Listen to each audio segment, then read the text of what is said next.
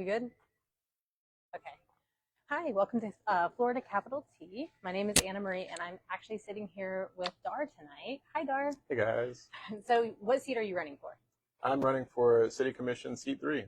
Oh, awesome. There's a lot of people running for that race. 7 of us. 7. You're not keeping track, though, are you? Doing my best not to look at everybody else. Yeah. So, the first thing I'm thinking, first thing that we kind of really want to know is just know about you, like why you're running. Um, yeah, we just want to know about you, who you are, who's Dar, and why are you running? That's right on. Hey guys, I'm Dar. Moved into Tallahassee back in the year 2000.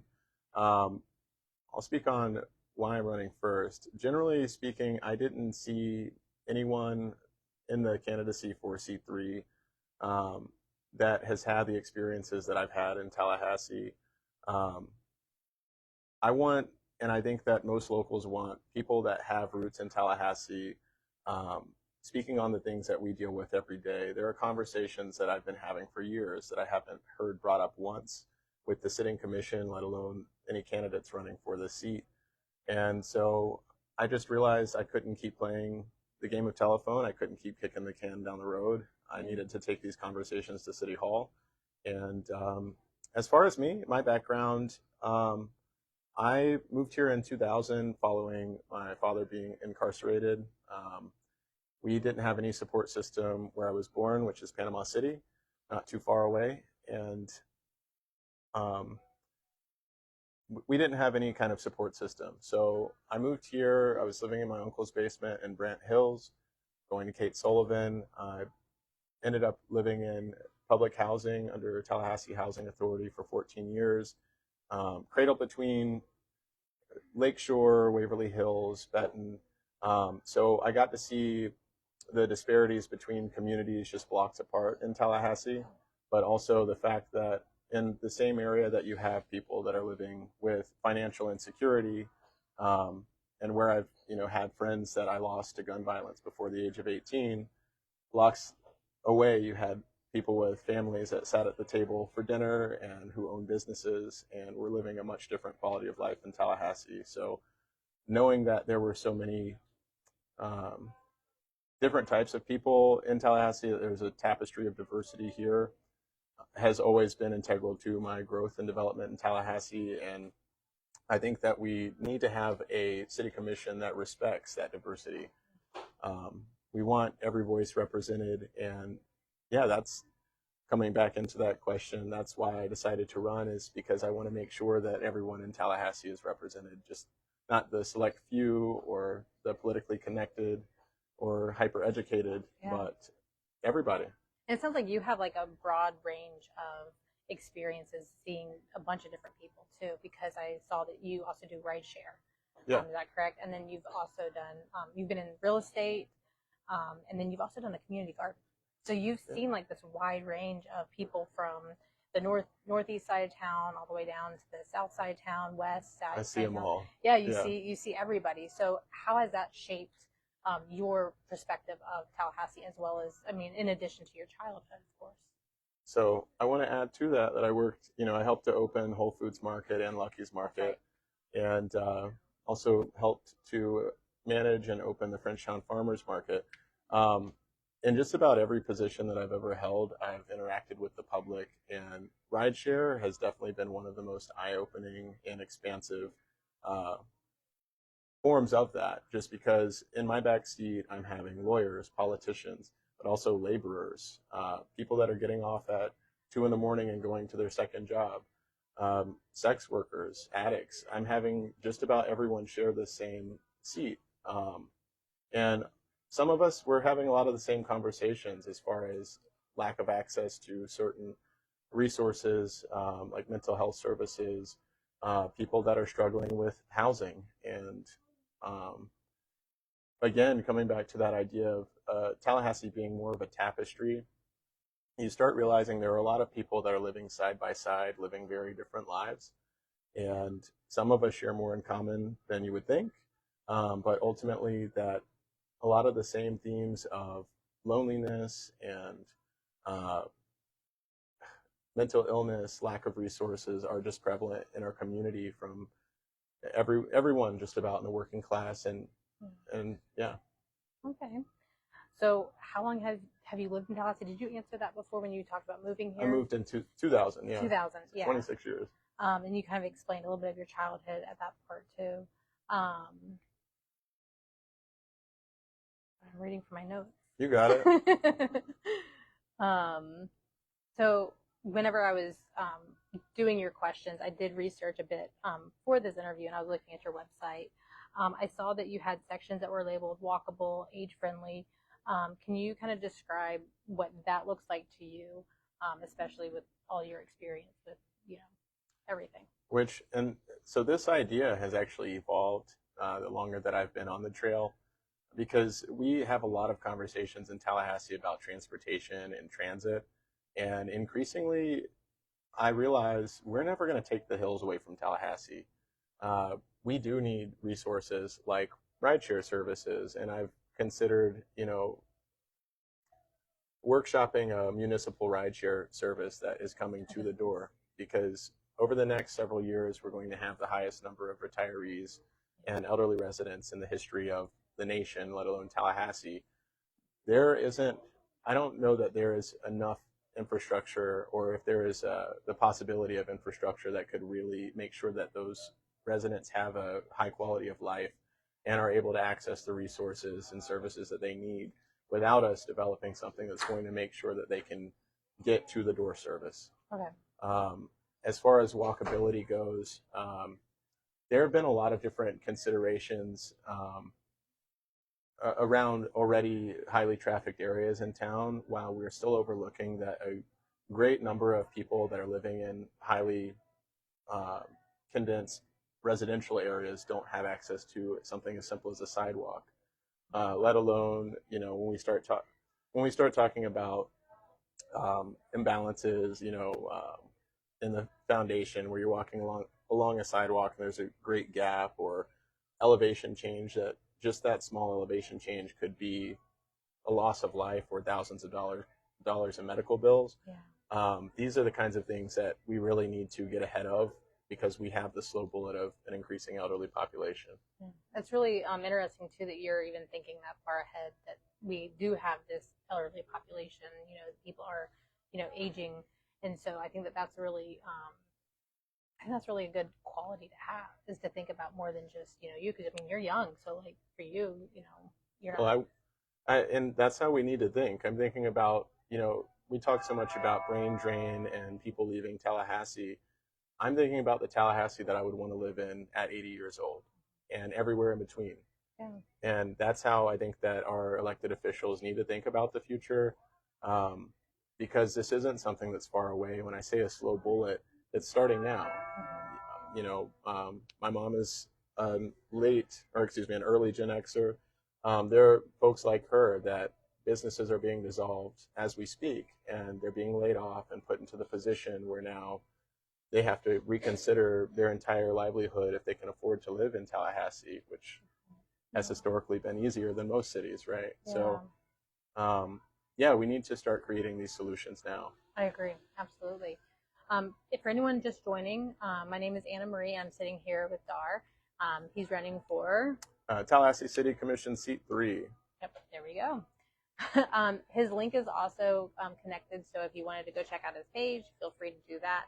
And we'll just continue to have this conversation here. You were talking too about, the elderly population. What ideas? I'm gonna throw you a curveball. I'm sorry. This is good. Yeah. What ideas do you have for like the kids? Because I noticed that in a lot of mom groups, a lot of parents are kind of expressing frustration over the fact that there's not a lot of places to take their kids, or there's not a lot of places to cool off. Do you have any suggestions or ideas around just making it a little bit more kid friendly? Just as far as when it comes to things like cooling off, like at the park and things like that, we could stop cutting down all of our trees. We could make that a precedent. I have a really big, I have a lot of ideas around what we can do as far as like after school care and things like that. if I could speak on that at all. Absolutely. As a commissioner or just as anyone, I think that we should be encouraging and supporting programs that give kids things to do after school, both structured and unstructured. I would like to see the city, especially helping low income residents with programs that will facilitate them getting their kids into music, sports programs, any after school program which is constructive, gardening programs, things that we can do collectively together and force an entirely different self identity than one of isolation.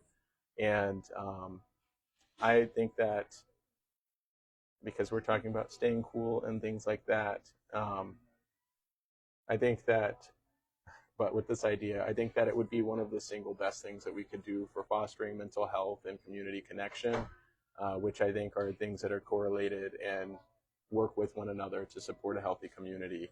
Yeah. Um, but as far as preserving our environment and keeping spaces cool and hospitable to young families and our elders alike, because they need somewhere in the shade to sit too, um, that yeah, we need to respect the biodiversity of our region. You know, it's not.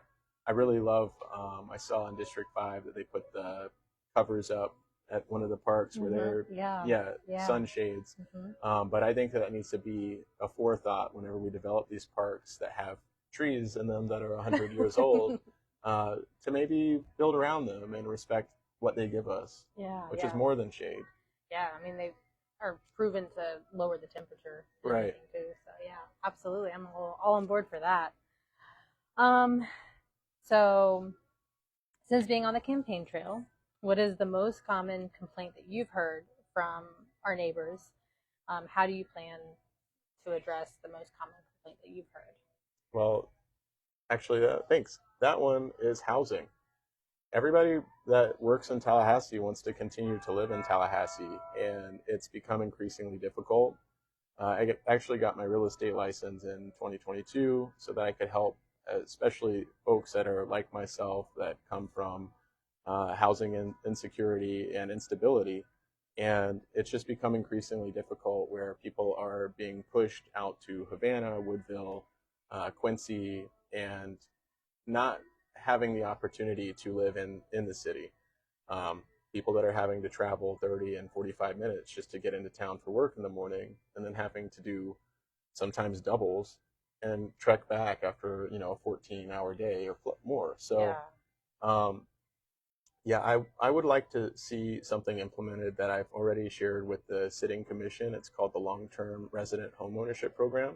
Yeah. It would be a down payment assistance program that's targeted specifically at people that are living in the lower income brackets of Tallahassee that have also lived here for more than 8 years. Okay. Originally I said 10, but that seemed a bit severe. Okay. I think that I've seen as a realtor that there are working class people in Tallahassee that might have decent jobs that are working 40, 50, 60 hours a week that on a single person's income are still unable to afford to purchase a home. Historically, Tallahassee had very low home costs, very low rent costs, and our wages matched that. It was also low for the state. But post-pandemic, all of the housing costs went through the roof while wages continued at a standstill. Yeah. So I think that until we can get state or federal support to change that as far as it pertains to wages, that the city, the county, and the state need to step up to the fact that we had the third largest number of people migrate here during and post pandemic, and offer the people that have shown that they want stake and or show people that they want show people that have give people that have shown that they want to stay in Tallahassee the opportunity to build equity and stake in our community. As someone who grew up in public housing and experiencing myself what it's like to, at a moment's notice, be told that you have to leave, it's a really terrible place to be mentally. And I think that building neighbor stake in our community is the single best thing that we could do, not only for financial situations, but mental health and community interaction. People that feel temporary and feel like they're blowing in the wind, behave as such. And so we need to give people an opportunity to set down real roots in Tallahassee, and that seems to be what they want the most, especially young people. Yeah. Yeah. I mean, I hear college students who say, they want to stay in Tallahassee, but a lot of times there's different offers everywhere. And that goes back to the brain drain that you mentioned. Right. And then, of course, we have, the elderly population who might want to stay close to grandkids or whatever. So just making it, I think, a good environment for everybody. Right. Really benefits everybody, right? Everybody gets benefits from that. So. And those grandparents that want to move to Tallahassee, they don't necessarily want to move to Havana or Quincy. They want to be here with their families. And so we see a lot of development for the elderly that is pushed out to the periphery of town, where they're now removed from resources, services, and the accessibility of their families. That's a really good point, because it's far away from the hospital too. All of that. And a lot of elderly want to live closer to the hospital. Right. That's usually like a selling point, It is. oh, you're close to the hospital if you buy here because, it's right down the road. Right. So I can definitely see, wow, maybe think of something. Which that's a whole other can of worms, but yeah. You just made me actually start thinking about. Thank you. Yeah. I'll say a little bit on that. I would love to see more intergenerational housing models in the city. Growing up as someone who lost one of my grandmothers at a young age and was separated geographically from the other. Grandfather's not really in the picture. Won't get too in the weeds with that, but I know that there can be an incredible benefit for quality of life for young people and elderly folks alike to be able to share space. And we're living in an age where we've been driven further and further apart, and people are dying for it. Whenever you really listen to them, we want these interactions. We want to feel like we're involved in our community and have, family that extends beyond our blood, and we need it. Yeah. So you mentioned the multi-generational families and like creating a space for them. I've seen a lot of that also just in other cultures where it's very common for families to all live in the same unit. What does that look like for you here? Like, is that building developments here? Is that how does creating affordable housing look like, I guess, for you? Well, I don't typically like the term affordable housing because I grew up in public housing and it didn't feel permanent. I want us to develop models that, or I'll speak on the model that I've worked on, which would be one that would offer a specific percentage to elderly folks. I would love to have in that same building a commercial level that had grocery, barber shop, the basic needs, as well as common space that you get bored and you want to go play piano in the common room, that we should be able to share space that way. What I'm thinking of are efficiency style units that are no more than 500 to 600 square feet, where we have certain shared facilities. We might have shared kitchen or something. I don't know if you ever stayed in a hostel, but it forces you out into a common space and amongst your neighbors, which generally just builds more of a tribe. It makes you feel like you're part of something. This is my building. For me, I'm thinking of centralized housing structures that are in the center of town that, when we talk about walkability, this is directly part of that for all ages. But I think that we need to, instead of sprawling outward, we need to focus on building up. I know there has been issues with that in the past, and now we're reaping the rewards of not allowing that. So some things need to be changed there, and I think that building up and keeping people in town is really the goal there. I see a lot of around town. There's a lot of what appears to be abandoned buildings. Mm-hmm. And obviously, the city doesn't own them necessarily. I don't think they do. But is there any do you have any ideas for I guess policy to I guess maybe give incentives or something to use those buildings? I see other towns who have like people come in and they like develop those like empty buildings into like Old schools and old malls. yeah, and they develop them into something that's actually like quite beautiful. And I admittedly haven't done enough research as to how those cities have gone about doing that. I don't know if you've looked into that at all or if you have any thoughts on it. I mean, I of course would be in favor of incentives that are going to create sustainable housing models to keep residents in our city.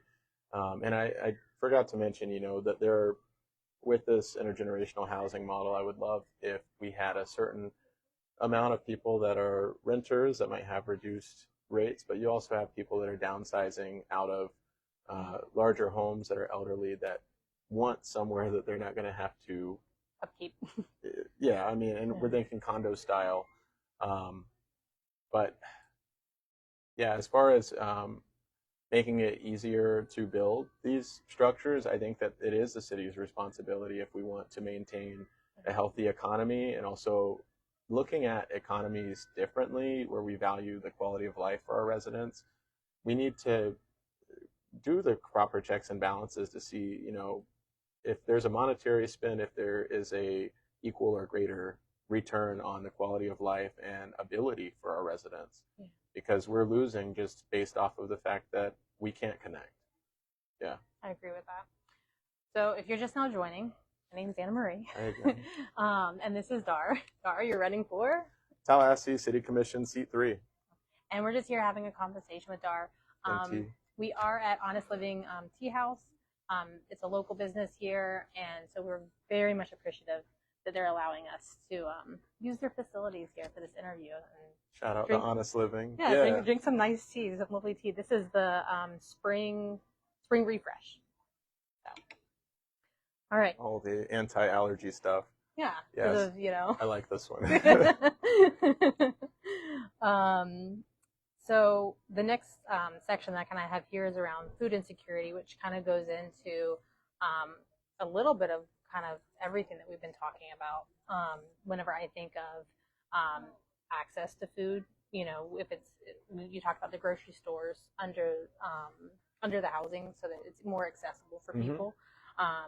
So with food insecurity growing in our community, do you have any other innovative solutions to address this? And then can you think of any possible obstacles that your solution might encounter, and have you considered how those obstacles might be addressed? So I mentioned that I started a community garden when I was 16, and back then we had a pretty cool network in Tallahassee called the Tallahassee Food Network.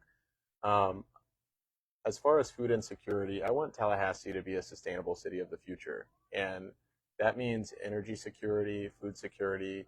How do we build that? Well, we need to be creating more exports than imports. Growing food here for years, working with different producers and friends who are still producers in town, I know that one of the single best things that we can do to support food security in our city is to purchase your food from within 100 miles if you can. Shout out to the Red Hills Online Market, which you have the opportunity to do that and literally have it delivered to your door. That if we do that first and foremost, then we're going to bolster local businesses that want to support us. They want to provide lower value, high quality food. And if we start there, then we can have producers that are producing at a higher level. I just visited Josh Saul at Play of Sunlight Mushrooms. He's got an incredible facility over there. He's doing incredible work. Whenever we talk about sustainability for a city, there is the agriculture that grows out. There's also, again, agriculture that grows up. We have vertical gardening systems in big cities across the United States. Folks like the Mirandas that are doing incredible things in the microgreen space.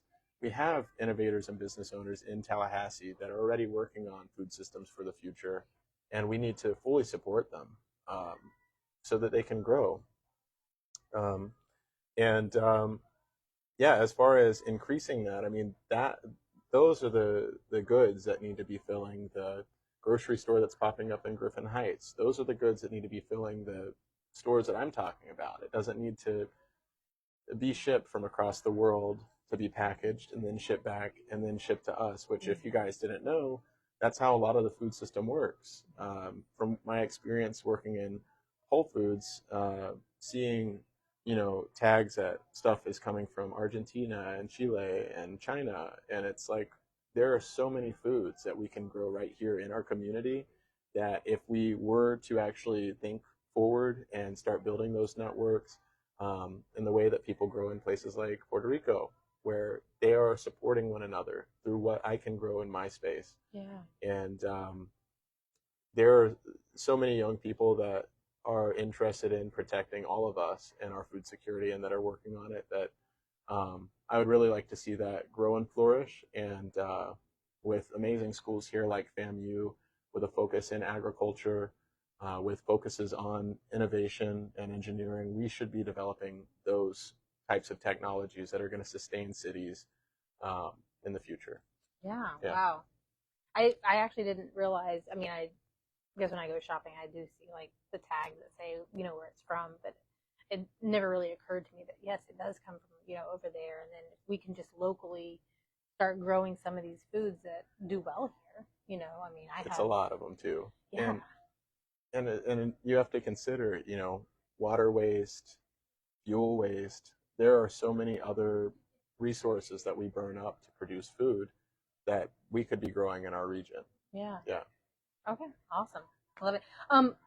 As far as obstacles, have you thought of any possible obstacles that you might encounter with that, as far as like getting the public on board, maybe, or how would you get, I guess, even city staff on board with this?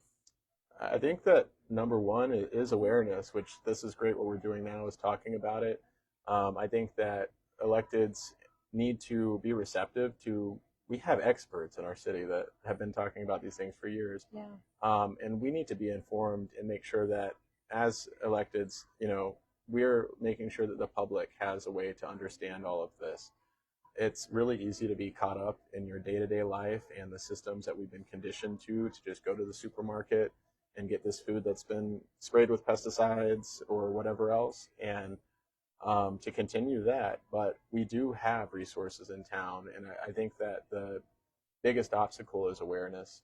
Yeah, absolutely. Because everything grows. Yeah. Yeah. Okay. And then how would you, I guess, overcome that obstacle? How would you propose bringing awareness? Would it be through social media? Would it be through, what would it be like? I guess the city advertising, like, hey, check out your local farmers. Here's a list of them. Which we do have garden walks every year, where you can visit individual farms. But yeah, I think that the city needs to. I know when I got started in the community garden space, they had incentivized and had a grant program that you could have utilities turned on, plumbing set up so that you could water these community gardens with a specific number of petitioners. But I think that we need to do better on incentivizing it, not just through media, which I think is one of the most accessible modes that people will be able to get to this. Yeah. But we have everybody's number in town. We text you when your utilities are bad. And whenever we have workshops and incubators and any sort of gathering, I think that we need to do better in reaching out to and informing the public of what we have going on. But I think that outreach with different schools and things, which with the Mayan, I know we used to go and volunteer at Rudiger Elementary School. Any kind of involvement in early development, I think, is integral. Most of us have experiences. I do with going to my Granny Jewel's house and picking blueberries and pecans, and these being some of the best experiences of my childhood. That we need to put kids in that situation that they can see the food growing and feel a connection to it. And this is going back to that idea that I think that whenever we have constructive collective action, the mental health benefits are endless. And that's just one of them, yeah. Awesome. Thank you. So, recently, the news has been really full. Overwhelmingly full, yeah. Of things happening at City Hall. And so these changes, they span from the city manager leaving to also just a large exodus of city staff. And then our federal grant program has also been in the spotlight. Are any of these issues a greater priority to you, and how would you address the greatest priority if you were on the commission right now? And it doesn't have to be something I've listed because there's been a lot in the news.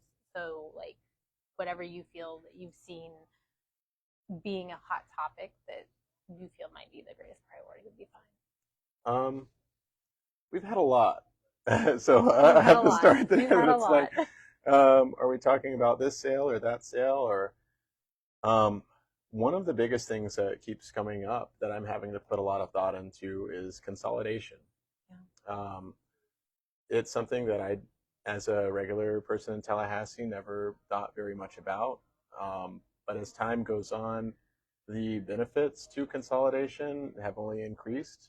I think that increasing the number of sitting commissioners as well as access to municipal services will only benefit our region. Tallahassee isn't a star. It's cradled and taken care of by all of the communities around it.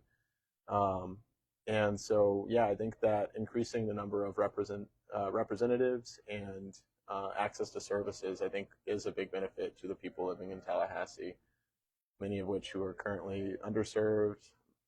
You have really nice homes with great homeowners just down Mahan that have no access to public sewer, for instance. Wow. Okay. I wasn't actually aware of that. There's a lot of that. When you start looking at these lines of where it's Tallahassee and where it isn't, you and I wouldn't be able to determine it, but somehow our maps say otherwise. So yeah, because I mean, I've looked at some of the maps between the city and the county, and I know that the city does tend to keep annexing parts of the county, right? and I literally just saw, I think it was today, how the city wanting to annex in a section on north. It was at North Lake Jackson. We're talking about Lake Jackson. Yeah. Again, there's a lot that's in the news recently with right. Especially with the city. So there's a lot going on there. So I do see that it's hard to keep up with all the changing lines, all the boundary lines. It's a lot, and there's a lot to it. You have to also consider different intentions for annexation. We definitely need to make sure that whatever we do, that we protect the environment that we have. I'm going to go ahead and say that, because ultimately, like you said, I mean, these old growth forests are the lungs of our city, are what keep us cool, are what people respect when they come here. It's not buildings, it's not developments, it's nature. I mean, it's that's irrefutable. I can tell you, as far as my career in rideshare, of having people in my back seat that weren't from here, that's what astounds them, is how green our city is, really? how good the air is. Wow. Yeah, it's not the stadium, it's not this thing or that man-made structure. It's the nature that we preserved here and that we need to continue to preserve. Yeah, I mean, I agree. I love trees. Right. And moss. Yeah. And algae. I like certain algae. Anyway. Yeah, so I like all of it. I love all of it, and so I tend to appreciate people who also value our trees and our natural environment here. And I hear a lot from our neighbors who contact me just about how much they value the oaks on the roads, the live oaks, and just seeing the natural beauty as well. So I appreciate that. Yeah, I'll say, I mean, growing up in public housing, we had a forest right behind the development that connected us with Lakeshore, and it was hours and hours out in those woods and in that field that gave me peace at times that were the most turbulent in my life. And so, yeah, that's why I built my garden on like a secret garden kind of thing, of like, people need that space. And yeah, our biodiversity needs to be celebrated. Yeah. I think seeing that in nature and then seeing it socially, it translates and it brings a new appreciation for all of the different aspects of our community. Yeah. So. Okay. All right. So before we finish out, my name's Anna Marie. If you're just now joining. Finish out. Oh well. No. Yeah. Well, because we have a few more questions, and then I was gonna let if anyone's asked any questions, we can take those, and then I was gonna let everyone know that if if they have questions, feel free to drop them in the comments, and we'll make sure that we get those questions asked also. So, besides Honest Living, what is your favorite local business, and what product or menu item would you recommend in Tallahassee? It's hard because some of my favorite places have closed, but I have spent thousands of dollars at the Bark. Susie makes some of the best food in Tallahassee. I've been vegetarian since I was 16, and more often than not, Andy's at the bar and I'm asking for a Philly with provolone. Their food, if you haven't had it, is immaculate. They're sourcing from local producers and preparing foods that you won't see anywhere else in Tallahassee. Historically, we have not had a lot of options for vegetarians, and so I have worn that door out. That's going to be the spot. Yeah. Awesome. So another curveball for you, because we were talking about local, and you mentioned there's a lot of local businesses that have been closing. Do you have any ideas for how to support local businesses, how to support our small business owners, and making sure that they have a community and a environment in which they can thrive? There's a lot of small business owners, and I think everyone knows a small business owner is a small business owner that sometimes they're drowning in just trying to keep the bills paid, the employees paid, and I feel like they're truly our lifeblood, because that's local families running these local businesses. Right. So that's something that's kind of important to me. Do you have any thoughts? Definitely. Or I'd love to hear them. Yeah, this is, I mean, music to my ears. Like I was saying, growing up with friends whose parents were entrepreneurs, if it were having restaurants like Cool Beans, shout out, or jewelry businesses, or this or that, there are so many amazing business owners in Tallahassee that, as I've been speaking, our economy historically has been dependent on good football. And we need to break that link. We need to build a stronger economy here that's resilient based off of things that everyone has access to. Because as it stands right now, one bad year of football means next year your profits are split in half.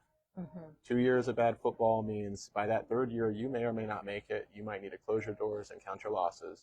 And that has to end. Having things like the Frenchtown Farmers Market here were great because we could incubate small businesses with a $10 tent and table, and people could come and workshop their ideas. I think that the single biggest thing that Tallahassee needs to do is what I've been advocating for, that I'm calling the evergreen economy. We don't need to have all of our events adjacent only to the school schedule and session schedule. We need to have big cultural events happening in Tallahassee every single weekend, every Friday and Saturday, where everyone 2 hours, 2.5 hours out from Tallahassee knows there's something going on here that they don't want to miss. I would like to also create something I have a fun name for, the Crown Initiative. We're the Crown of Florida. We need to treat our neighbors with the same respect that we want, and that means sharing in the spoils of the visitors that come to us by making a visit to Tallahassee not an in and out. It needs to be a several-day stay. So how do we do that? When we have large cultural events that people are attracted to, these are your Bad Bunnies of the world. Imagine that in Tallahassee, right? Every other bar and venue beneath that gets to benefit. Every food truck owner gets to benefit. We get to plan around large cultural events that ultimately, for anyone with small businesses, micro businesses, they can plan around that and make sure that they're part of this. For artists, which I am one, that means more eyes and ears coming through these venues and hearing you play in the smaller venues around town. Because whenever you travel, not all the time in Tallahassee, but whenever you travel, people go to a place with one thing in mind, and they stop at all of the restaurants. They want to see an art gallery. They want to see these things. So I think that we need to make bigger, widespread attractions.